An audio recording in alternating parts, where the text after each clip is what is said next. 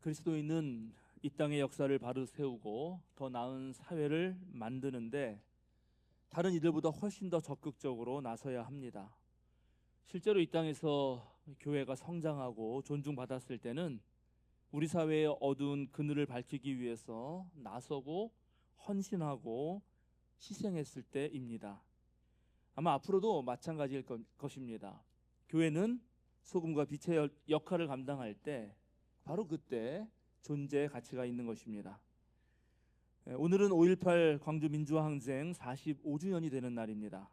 민족의 역사와 함께하는 우리 교단은 매년 5.18 민주화운동 기념주일을 지켜왔습니다.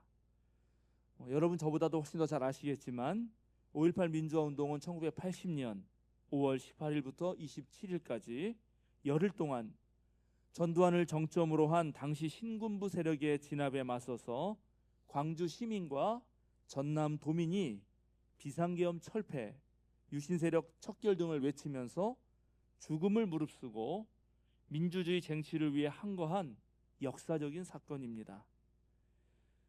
인류는 안전하고 행복한 삶을 위해서 국가라는 것을 만들었습니다. 사람은 절대로 혼자 살 수는 없고 함께 모여 살아가죠. 그렇게 인류는 함께 모여 살면서 태풍이나 홍수 또는 기근이나 전염병 같은 자연재해들을 극복해왔고 또 집단 지성의 힘으로 어제보다 나은 내일을 만들어 왔습니다. 그런데 또 둘 이상이 모이면 사람들 사이에는 권력 관계가 형성됩니다. 둘이 협력할 수도 있습니다만 경쟁하기도 합니다. 갈등도 있고 다툼도 발생하죠. 서로 힘이 다르기 때문에 한쪽은 지배하고 다른 쪽은 지배받는 일이 생기기도 합니다. 우리에게 주어진 것은 적은데 우리가 가진 욕망이 증폭되면 먼저 차지하려고 투쟁과 악의 다툼이 벌어집니다. 그 안에는 거짓과 속임수, 폭력과 무질서가 난무하는데 또 그렇게 되면 생존의 위협은 가중되고 불안과 두려움, 온갖 스트레스 때문에 우리의 삶은 더욱 힘들어집니다. 그래서 최소한의 안전장치로 우리는 모든 종류의 위험에서 우리를 보호할 수 있도록, 그리고 사람들 사이에서 벌어지는 다툼과 또 갈등이 원만하고도 정의롭게 해결할 수 있도록 우리들은 법도 만들고 국가도 만들었습니다. 좋은 국가는 국민을 위해 존재하고 또 국민에 의해서 운영됩니다.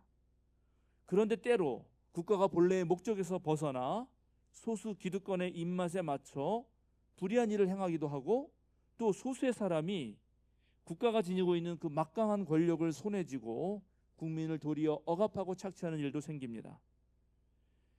그래서 언제나 국가와 국민들, 정부와 민중들 사이에서 긴장 관계가 형성되기도 합니다. 국민의 뜻을 잘 따르는 그런 정부와 국가 권력이 있는가 하면 오히려 민중과 국민의 생명력을 억누르고 국민의 삶을 더더욱 어렵게 만드는 그런 정부도 있는 것입니다. 1961년 5월 16일 군부가 무력으로 대한민국 국가 권력을 장악합니다. 그 군부의 중심에는 일제강점기에 일본 육군사관학교를 졸업하고 관동군 소위로서 임관했던 그런 경력 지니고 있던 일본 이름도 있었던 박정희가 있습니다. 박정희는 노동자들의 값싼 노동력과 농어민의 희생을 바탕으로 수출 중심의 선성장 후 분배 정책을 내세워서 개발 독재를 하였고 삼선개헌과 유신헌법, 긴급조치 등을 통해서 영구 집권을 꿈꿨습니다. 무려 박정희가 19년 독재를 했죠. 제 지도교수가 늘 하시는 말씀이 있는데 초등학교 들어갈 때부터 대학 졸업할 때까지 박정희는 대통령, 대통령은 박정희, 보편명사와 고유명사가 일치했던 삶을 살았다라고 말씀하신 적이 있습니다.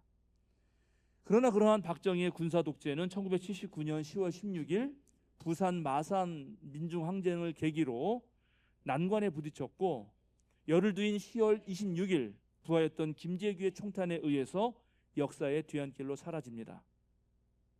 이제 박정희의 죽음으로 많은 국민들은 이 땅에 드디어 민주주의가 도래하리라 하는 희망과 기대를 가졌습니다. 서울의 붐을 꿈꿨던 것입니다.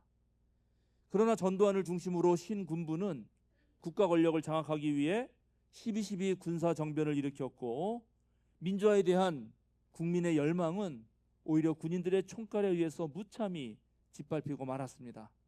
바로 45년 전 5월 광주에서 벌어진 일입니다. 45년이 흘렀지만 아직도 수많은 사람이 국가폭력에 의한 트라우마에서 벗어나지 못하고 있습니다.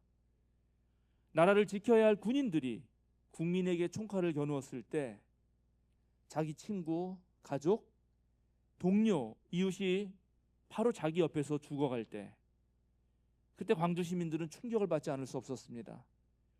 2,000명 가까운 사람들이 희생당했고 이로 인해 유가족들을 비롯해서 수많은 사람이 아직까지도 그 상실의 고통에서 헤어나오지 못하고 있습니다.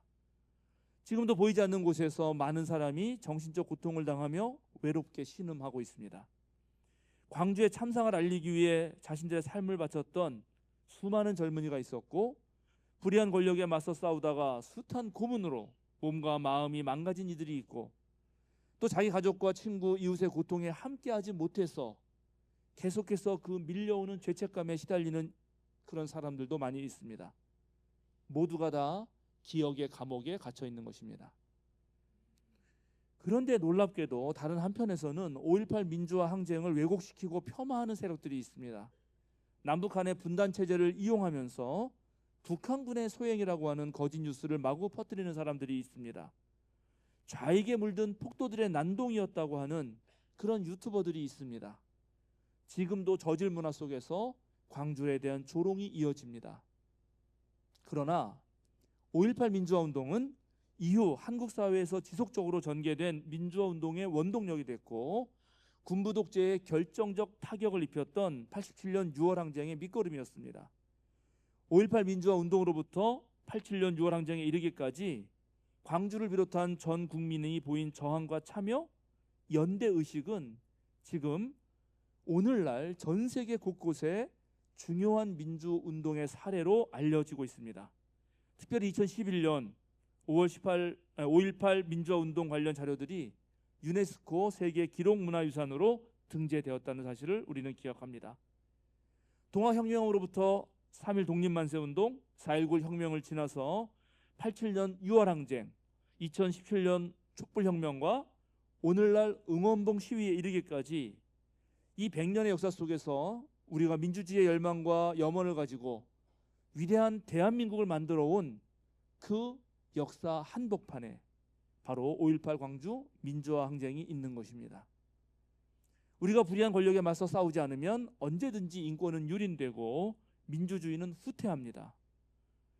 우리가 2000년 전 예수의 십자가 죽음을 기억하듯이 5.18 민주화 항쟁도 늘 새롭게 마음에 되새겨야 하는 이유입니다. 또 한편 놀라운 것은 광주 민주화 항쟁 당시 그렇게 많은 총기가 아무런 통제 없이 평범한 일반 사람들과 젊은 학생들의 손에 쥐어졌음에도 불구하고 총기에 의한 범죄가 단 한 사건도 일어나지 않았다는 것입니다. 자기 나라 군대가 자기들을 죽이는 그런 터무니없고 경악스러운 상황에서 수십만 명 시민들이 그토록 놀라운 질서와 도덕성을 증명한 것은 역사에 유례가 없는 일이었다는 것을 우리는 잘 알아야 합니다. 그때 광주 시민들은 자기 감정을 절제하고 적절하게 행동했고 서로가 서로에 대해서 헌신적이었고 남에게 친절했으며 목숨을 유린하는 자들에 대해서는 용감했습니다. 인류 역사에서 국가기구의 공권력이 완벽하게 정지되고 고립된 상황에서 또 거대 폭력이 자행되던 그곳에서 바로 이러한 일이 가능했던 곳은 5.18 광주 외에 어느 곳에도 단 한 군데도 없었다는 사실을 우리는 자랑스러워해야 합니다. 그날 광주 시민들은 계엄군의 봉쇄 작전 속에서도 주먹밥을 만들어서 서로 나눠 먹고 앞을 다투어 자기 피를 바쳐서 다른 사람의 생명을 살리고자 했습니다. 당시 그 자리에서 그 모든 것을 목격했던 김준태 시인이 이런 시를 읊었습니다. 나는 하느님을 보았다. 1980년 7월 31일 저물어가는 오후 5시 동력 하늘 뭉게구름 위에 그 무엇라고 말할 수 없이 앉아 계시는 하느님을 나는 광주의 신안동에서 보았다. 몸이 아파 술을 먹지 못하고 대신 콜라로나 목을 축이면서 나는 정말 하느님을 보았다. 나는 정말 하느님을 느꼈다. 1980년 7월 31일 오후 5시 뭉게구름 위에 앉아 계시는 내게 충만되어 오신 하느님을 나는 광주의 신안동에서 보았다. 그런 뒤로 가슴이 터질 듯 부풀었고 세상 사람들 누구나가 좋아졌다. 내 몽뚱이가 능금처럼 붉어지고 사람들이 이쁘고 환장하게 좋았다. 이 세상, 이 숨길 수 없는 환희의 순간 세상 사람들 누구나를 보듬고 첫날 밤처럼 씩씩거려 주고 싶어졌다. 아, 나는 절망하지 않으련다. 아, 나는 미워하거나 울어버리거나 넋마저 놓고 헤매이지 않으련다. 목숨이 붙어있는 것이라면 피라미 한 마리라도 소중히 여기련다. 아, 나는 숨을 쉬는 것이라면 무엇이든지, 사람이 만든 것이라면 하찮은 물건이라도 입 맞추고 또 입 맞추고 살아가리라. 사랑에 1000번 만번 미치고 12번 둔갑하여서 이 세상의 똥구멍까지 입 맞추리라. 사랑에 어질병이 들도록 입 맞추리라. 아, 나는 정말 하느님을 보았다. 18세기 조선 개혁군주라고 불리던 정조는 중앙 요직에 있던 다산 정약용이 반대파의 공격을 받자 그를 보호하기 위해서 잠시 황해도 곡산 부사직의 벼슬을 내립니다. 다산이 부임하기 전에 이 지역에서는 농민 이계심이라는 사람이 주동한 밀란이 있었습니다. 군포 비리가 만연하던 시절 관에서 군포 대금을 200냥에서 900냥으로 대폭 올려서 징수하자 이계심은 농민 1000여 명을 이끌고 곡산 관하로 가서 항의 시위를 벌입니다. 이 시위는 폭력적으로 해산되었고 이계심은 이제 수배자 신세가 됩니다. 마침 그곳에 부임하는 이제 다산에게 당시 좌의정이었던 김이소가 이 항의의 주모자를 잡아서 아주 엄벌을 처하고 그 사람뿐만 아니라 적극 가담한 자들도 모두 사형에 처하라. 그렇게 함으로써 국가의 질서를 바로잡으라고 말합니다. 그런 명령을 들은 다산이 부임하는 길목에 바로 그 이계심이 갑자기 나타나서 백성을 괴롭히는 10가지 항목을 적은 문서를 전달하려고 했습니다. 당연히 곧바로 관졸들에 의해서 체포되었죠. 이제 다산 정약용은 관야로 끌려온 이계심을 신문하고 최종적으로 판결을 내리는데 무죄를 선고합니다. 그리고 석방하면서 이런 판결문을 말합니다. 통치자가 밝은 정치를 펴지 못하는 이유는 백성들이 제 몸의 편안함만 꾀하느라 백성들을 괴롭히는 통치자에게 항의하지 않기 때문이다. 너 같은 사람은 천금을 주고 사야 할 사람이다. 이계심은 훌륭한 지도자 덕분에 존중받는 삶을 살게 되었습니다만 오늘 우리가 읽은 복음서에 등장하는 구레네 사람 시몬은 시골에서 오는 길에 갑자기 로마 병사들에 의해서 예수가 지고 가야 할 십자가를 대신 지게 됩니다.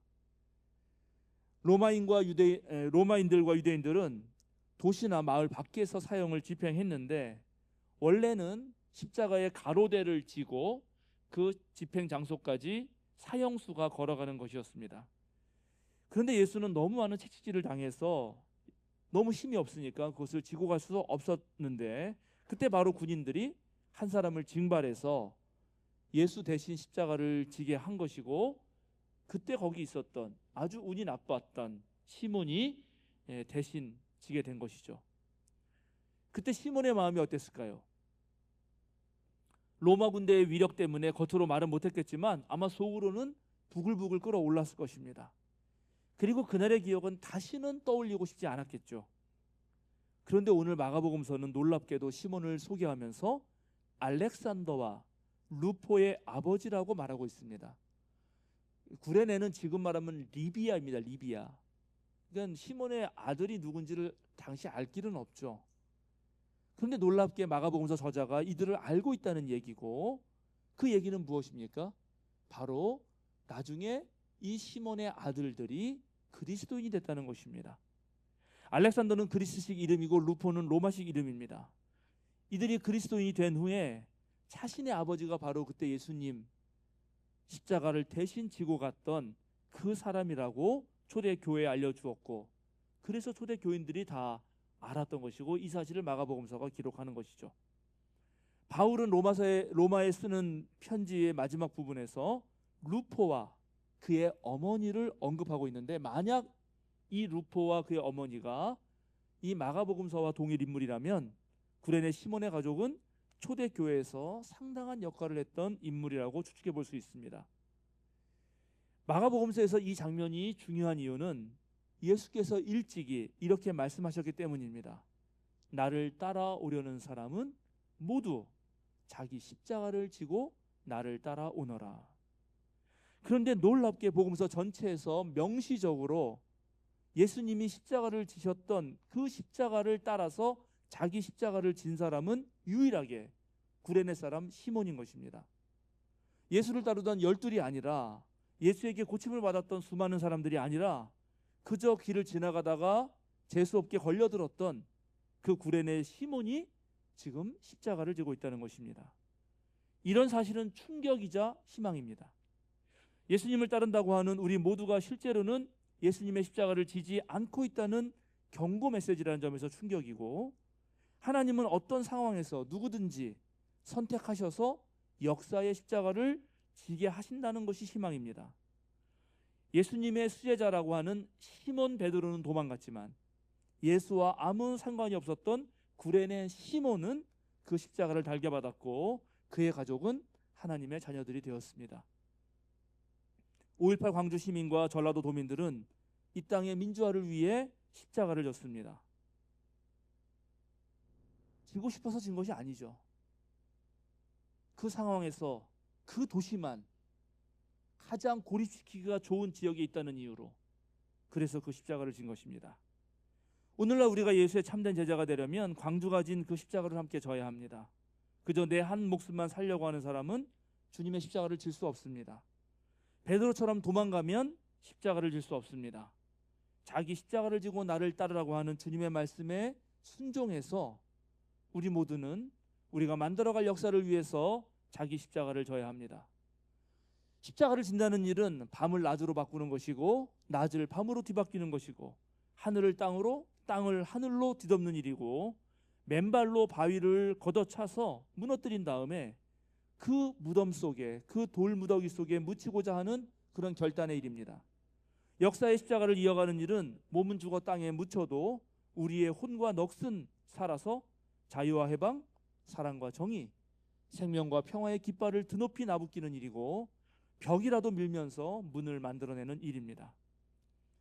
한강 작가가 광주 민주화 항쟁을 다룬 소설 소년이 온다에는 바로 당일날 도청에 있었다가 진압군에게 체포되어 고문받던 한 대학생의 이런 고백이 등장합니다. 군인들이 압도적으로 강하다는 걸 모르지는 않았습니다. 다만 이상한 건 그들의 힘만큼이나 강렬한 무엇인가가 나를 압도하고 있었다는 겁니다. 양심. 그래요, 양심. 세상에서 제일 무서운 게 그겁니다. 군인들이 쏘아 죽인 사람들의 시선을 리어카에 실어 앞세우고 수십만의 사람들과 함께 총구 앞에 섰던 날, 느닷없이 발견한 내 안에 깨끗한 무엇에 나는 놀랐습니다. 더 이상 두렵지 않다는 느낌, 지금 죽어도 좋다는 느낌, 수십만 사람들의 피가 모여 거대한 혈관을 이룬 것 같았던 생생한 느낌을 기억합니다. 그 혈관의 흐름이 고동치는 세상에서 가장 거대하고 숭고한 심장의 맥박을 나는 느꼈습니다. 감히 내가 그것의 일부가 되었다고 느꼈습니다. 또 다른 장면에서는 한 출판사가 군중을 주제로 한 새롭게 펴내는 신간 입문서의 서문이 소개되는데 이런 구절이 있습니다. 군중의 도덕성을 좌우하는 결정적인 요인이 무엇인지는 아직 밝혀지지 않았다. 흥미로운 사실은 군중을 이루는 개개인의 도덕적 수준과 별개로 특정한 윤리적 파동이 현장에서 발생된다는 것이다. 어떤 군중은 상점의 약탈과 살인, 강간을 서슴지 않으며 어떤 군중은 개인이었다면 다다르기 어려웠을 이타성과 용기를 획득한다. 후자의 개인들이 특별히 숭고했다기보다는 인간이 근본적으로 지닌 숭고함이 군중의 힘을 빌려 발현된 것이며 전자의 개인들이 특별히 야만적이었던 것이 아니라 인간의 근원적인 야만이 군중의 힘을 빌려 극대화된 것이라고 저자는 말한다. 오늘 우리 향림교회 교회는 인간의 숭고함을 드러내는 군중이어야 할까요? 아니면 인간의 야만성을 드러내는 집단이어야 할까요? 야만성을 누르고 숭고함을 일으키는 힘은 과연 무엇일까요? 우리는 어떻게 해야 우리 안에 있는 깨끗한 그 무엇, 세상에서 가장 거대하고 숭고한 심장의 맥박을 함께 느낄 수 있을까요? 우리는 어떻게 다니엘의 담대한 신앙을 지녀서 하나님의 구원 역사에 참여할 수 있을까요? 다니엘과 세 친구는 풀무불에 던져졌고 굶주린 사자의 우리에 들어가야 했습니다. 그러나 그들은 바로 그곳에서 하나님을 보았고 하나님을 만났습니다. 박정희 시대가 지나고 전두환 노태우로 이어지는 군사정권 시절 한국 그리스도인들은 대체로 두 부류로 나누어집니다. 첫 번째 부류는 이승만 정권 시절 권력의 맛을 보고 계속해서 정권에 아부하던 그리스도인들입니다. 국가 조찬기도회에 참여하면서 권력에 빌붙고 자본주의적 욕망을 마음껏 드러내면서 교회 성장에만 힘쓰면서 복받기를 바라던 이들입니다. 다른 한편에는 민족의 원죄인 분단 체제를 극복하기 위해 통일운동에 나서고 독재 정권 아래에서 신음하는 민중들을 위해 민주화 투쟁과 노동자들과 여성들, 사회적 약자들의 인권을 위해 나선 그리스도인들이 있습니다. 한국 개신교의 이러한 지형도는 놀랍게 오늘날도 계속되고 있습니다. 오늘날 진정한 그리스도인들이 말하는 언어와 주장은 무엇이어야 할까요? 생명과 평화, 정의와 사랑, 자유와 평등을 외치며 이 사회의 약자들, 억울한 이들 곁에서 그들과 함께하면서 좁은 길을 걸어가야 할까요? 아니면 은혜와 축복, 평안과 성장을 추구하면서 부와 권력을 누리고 기득권에 편입하는 길로 가야 할까요? 예수님의 십자가를 기억하면서 원수까지도 사랑하고 자기를 미워하는 이를 위해서도 기도하는 길을 가야 할까요? 아니면 신앙의 이름으로 동포를 적으로 만들고 이웃 종교들을 무시하고 남들을 배제하고 혐오 발언들을 쏟아내면서 차별하는 길을 가야 할까요? 사실 예수 그리스도의 길은, 참된 진리와 올바른 신앙의 길은 매우 분명합니다. 개신교를 영어로 프로테스탄트라고 합니다. 이 말의 뜻은 저항하는 자들이라는 뜻입니다. 사랑하는 향림교회 여러분, 전국의 성도 여러분, 우리는 무엇에 저항해야 할까요? 우리는 어떤 십자가를 져야 할까요? 우리가 맞서 싸워야 하는 것들이 참 많습니다. 우리는 나도 모르게 게을러지는 자신의 안이함과 맞서 싸워야 합니다. 익숙한 것에 머무르며 안주하려는 나태함과도 맞서 싸워야 합니다. 넉넉하게 품어내지 못하고 아주 작은 일에도 쉽게 흥분하고 마는 우리의 밴댕이 소갈딱지만도 못한 좁은 마음에도 저항해야 합니다. 자기만 옳다고 주장하면서 분열하는 잘못된 습관도 고쳐야 합니다. 사회의 구조적 불의에 맞서 싸우다 보니 나도 모르게 분노에 가득 차 있고 그 분노가 시도 때도 없이 분출하여서 삶의 태도가 너무나 공격적인 것은 아닌지도 성찰해야 합니다.